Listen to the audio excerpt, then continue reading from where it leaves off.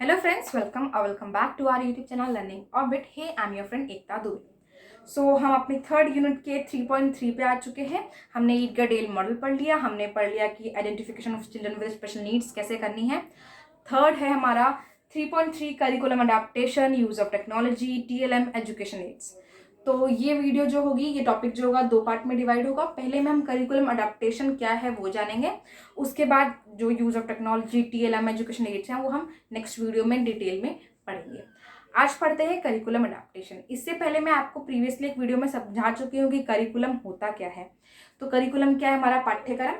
जो भी बच्चा स्कूल में आता है और जब तक वो स्कूल से निकल नहीं जाता तब तक जो भी वो चीज़ें फेस करता है वो पूरा हमारा करिकुलम होता है. अब उन सब चीज़ों में अडाप्टेशन की बात कर रहे हैं according to the need of child.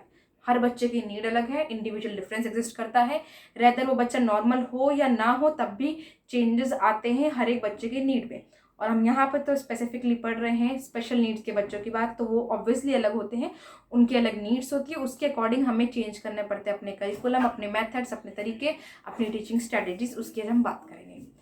यहाँ पे हमने जाना कि what is curriculum adaptation. Curriculum adaptation मतलब हमारे पाठ्यक्रम में हम जो भी चेंजेस कर रहे हैं उसको हम करिकुलम अडेप्टेशन कह रहे हैं. अब what is curriculum adaptation in terms of educator और द टीचर. वेदर हम अभी बात कर रहे हैं स्पेशल पेपर की, तो एक एज अ स्पेशल एजुकेटर, ठीक है.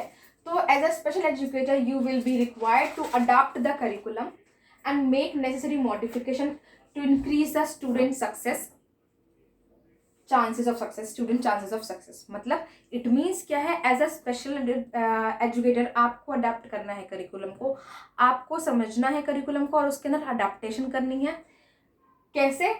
ताकि बच्चे की जो भी नीड है वो आप मॉडिफाई कर चुके, मतलब बच्चे की नीड के अकॉर्डिंग उसको मॉडिफाई कर सके और बच्चे की जो सक्सेस के चांसेस है उसको इंक्रीज कर सके. अब यहाँ पर जो सक्सेस है सिर्फ इन टर्म्स ऑफ मार्क्स नहीं हो रही है. यहाँ पे हम हर एक एरिया की बात कर रहे हैं, बच्चे के हर एक डेवलपमेंटल एरिया की बात कर रहे हैं. चाहे वो बिहेवियरल हो, वो कॉग्निटिव हो या फिर वो फिजिकल एरिया हो, उसका हर एक एरिया की बात कर रहे हैं हम. तो बच्चे के हर एक एरिया में उसकी सक्सेस उसको ज़्यादा से ज़्यादा मिले, चांसेस ऑफ सक्सेस बढ़े. इसके लिए एज अ एजुकेटर ये हमारा काम है कि हम उसे करिकुलम को अडाप्ट करें, उसमें अडाप्टेशन करें, उसके अंदर मॉडिफिकेशन करें according to the need of child. ठीक है, तो ये हुआ करिकुलम अडाप्टेशन. अब जब हम करिकुलम की बात करते हैं, सॉरी अडाप्टेशन की बात करते हैं, तो हमारे टर्म दिमाग में ना कुछ 3-4 टर्म्स आ जाती है. Adaptation, modification, accommodation. और हमें लगता है कि सारे टर्म्स सिनोनिम्स है, एक दूसरे के लिए यूज़ की जा सकती है आराम से, या फिर हम एक डेफिनेशन में इन सबको इंक्लूड करके इसकी एक डेफिनेशन बना देते हैं. करेगी, ये होता है हमारा अडाप्टेशन. बट अगर हम उसको ऑन अ रियल फैक्ट देखें तो अडाप्टेशन एक ब्रॉडर टर्म है और अकोमोडेशन या फिर मॉडिफिकेशन की जब हम बात करते हैं ये उसकी सब टर्म्स कह सकते हो या फिर इसके टाइप्स कह सकते हो. तो देखते हैं क्या है अडाप्टेशन. तो जब हम पूरे चेंजेस कर रहे हैं पूरे करिकुलम में, उसको हम चेंजेस को कह रहे हैं अडाप्टेशन. लेकिन अब उस चेंजेस में कुछ डिफरेंस है जो मैं आपको बताती हूँ, जिसको नाम दिया गया है अकोमोडेशन एंड मॉडिफिकेशन. देखते हैं. तो अडाप्टेशन दो तरह का बताया, एक तो अकोमोडेशन और एक मॉडिफिकेशन. अकोमोडेशन क्या है? अकोमोडेशन एडजस्टिंग असेसमेंट मटेरियल और classroom environment to accommodate students need. जब बच्चे की नीड को अकोमोडेट करने के लिए हम असेसमेंट में, मटेरियल में, क्लासरूम एनवायरनमेंट में क्या करते हैं?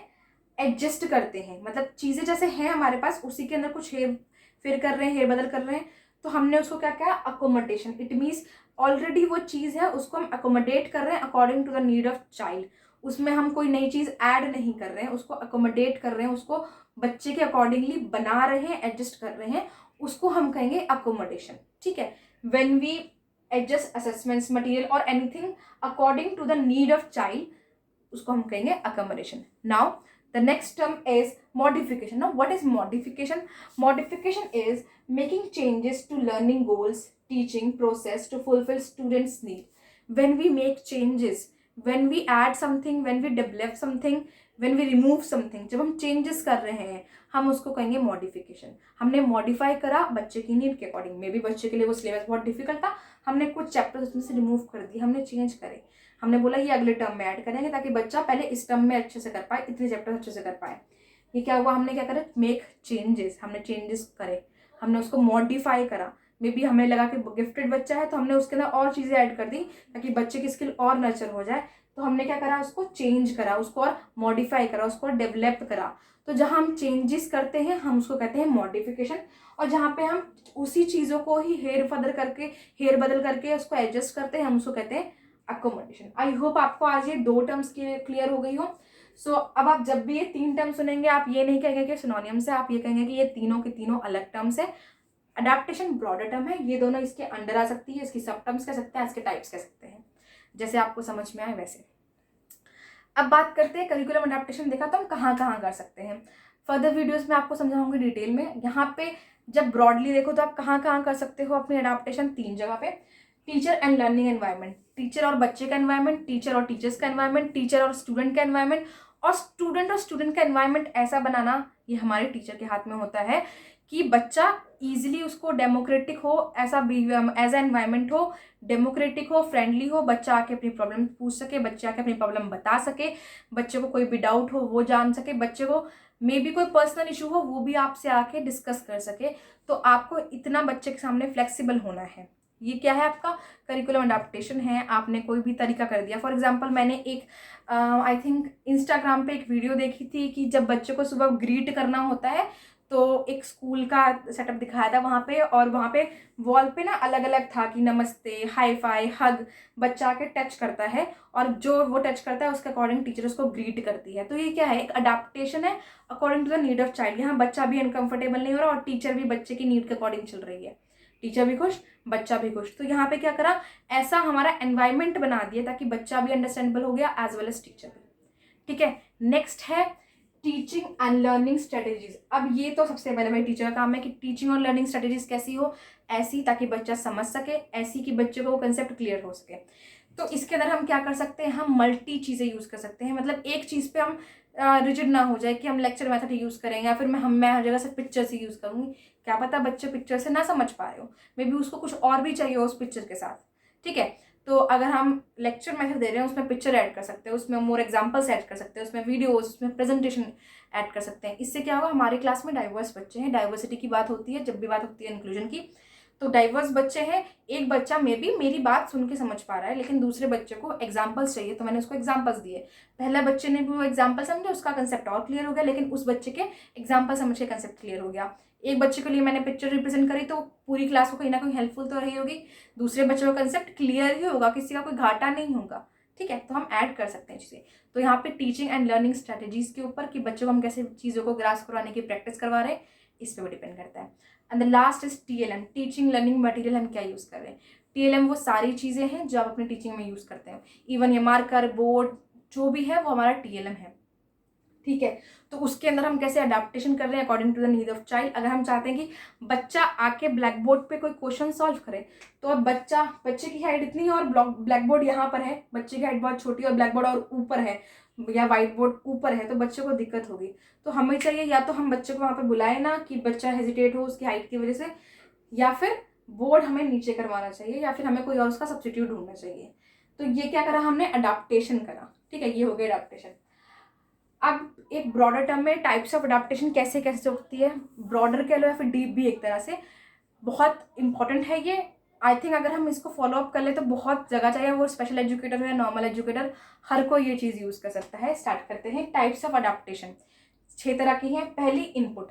हम बच्चे को जो इनपुट दे रहे हैं, जो इन्फॉर्मेशन दे रहे हैं, वो मल्टी वे में दे। इट मीन्स सिर्फ बच्चे को लेक्चर मेथड नहीं दे रहे, हम बच्चे को पिक्चर्स भी दे रहे हैं, रिप्रेजेंटेशंस भी दे रहे हैं, प्रेजेंटेशंस भी दे रहे हैं, वीडियो लेक्चर्स दे रहे हैं, एनिमेशंस दे दी, डॉक्यूमेंट्री दे रही। बच्चे के पास बहुत सारे इनपुट हैं। बच्चे को जिससे समझ में आए बच्चे ने समझ लिया, मे बी बच्चे को टेक्स्ट में समझ में आ जाए, मे बी बच्चे को जब होमवर्क करने को मिले तब समझ में आए, वो PPT देखे उसे तब समझ में आए। द मेन फोकस इज कि हम जो बच्चे को लर्निंग करवाना चाह रहे हैं वो हो जाए, डजेंट मैटर कौन से मेथड से हो रहा है। ठीक है, नेक्स्ट, आउटपुट। सिमिलरली हम जैसे हर एक बच्चा एक तरह से समझ नहीं पा रहा है, हर एक बच्चा एक तरह से अपने आप को एक्सप्रेस भी नहीं कर पाएगा। कुछ बच्चे इंट्रोवर्ट होते हैं, कुछ बच्चे एक्सट्रोवर्ट होते हैं, तो आउटपुट भी हमारा वैसा होना चाहिए। लाइक कुछ बच्चों के लिए हमने बोला कि आओ सबके सामने अपना चैप्टर एक्सप्लेन करो, वो कर देंगे। किसी बच्चे के लिए ये बहुत मुश्किल होता है। मैं ये नहीं कह रही कि आपके बच्चों को स्टेज तक नहीं लाना, बट अचानक से आप बच्चों को बोल देंगे कि जाइए और सबके सामने जाके बोलिए, तो वो उसके लिए डिफ़िकल्ट हो जाएगा। मे बी वो उसको इशू कर दे और गलती से छोटे सारे बच्चे ही हैं, एक दूसरे का मजाक बन जाए। आप 24 घंटे नहीं रहते हो, आपने उस टाइम पे क्लास में किसी को मजाक नहीं बनाने दिया, लेकिन क्या आप 24 घंटे बच्चे के साथ रहोगे? नहीं, उसका मजाक कहीं और बन सकता है। तो इस चीज़ को भी हमें ध्यान देना होता है।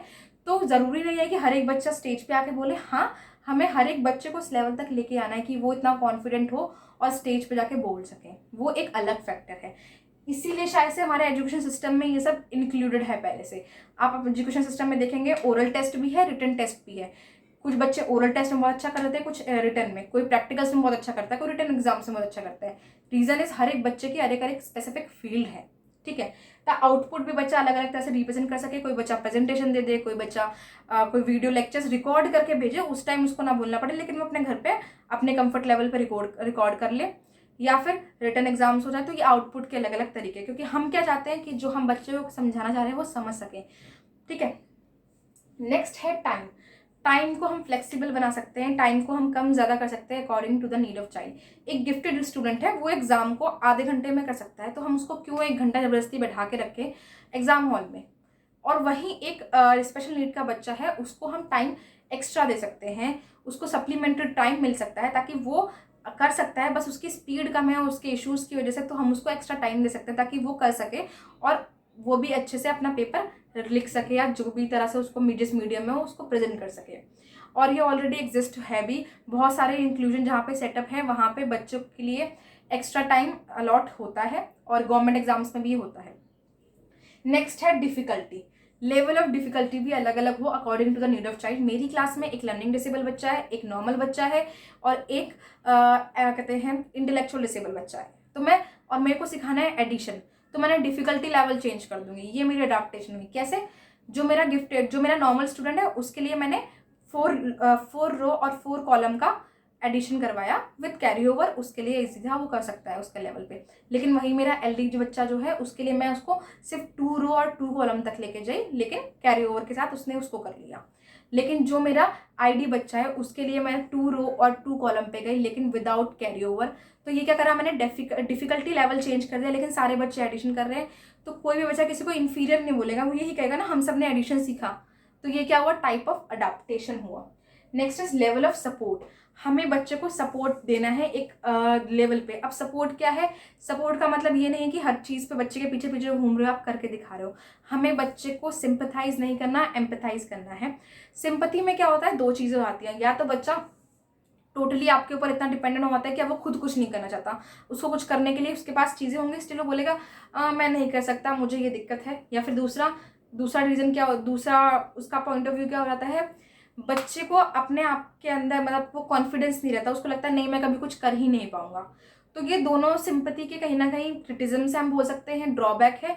तो सिंपैथी ना करके एम्पैथाइज, इट मीन्स बच्चे को उस लेवल पर डेवलप करना कि बच्चे को लगे कि हाँ मैं कर सकता हूँ और जो थोड़ा बहुत सपोर्ट मुझे मिल सकता है।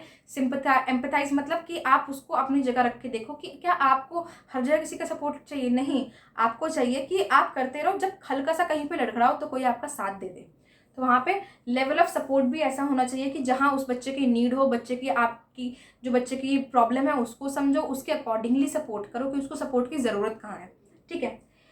And the 6th and the last is flexibility. इन सब के अंदर हम जो यूज़ कर रहे हैं ना वही है फ्लेक्सिबिलिटी।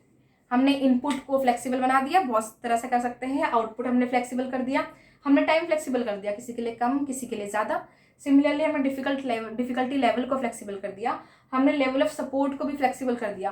कभी हमने बहुत सपोर्ट दिया जब बच्चा बहुत ज़्यादा परेशान है, और कभी हमने कम सपोर्ट दिया। और कभी कभार डांटना भी हेल्प करता है। अब यहाँ डांटने का मतलब ऐसा नहीं कह रही कि बच्चे को बिल्कुल ही डीमोटिवेट कर दो, इन अ पॉजिटिव मैनर, ठीक है। सो ये थे types of adaptation. I hope मैंने ये टॉपिक बहुत ईजिली वे में समझा दिया और सारे के सारे टॉपिक में शॉर्ट में बनाने की कोशिश कर रही हूँ ताकि जल्दी जल्दी सिलेबस कंप्लीट हो जाए और एग्जाम में कोई दिक्कत ना हो, और रेदरली एग्जाम से हटके भी ये वीडियोस आपको आपके फर्दर एग्जाम्स में हेल्पफुल रहेगी। So stay tuned with us. Still कोई डाउट हो तो let me know in the comment box, I am also with you. Thank you.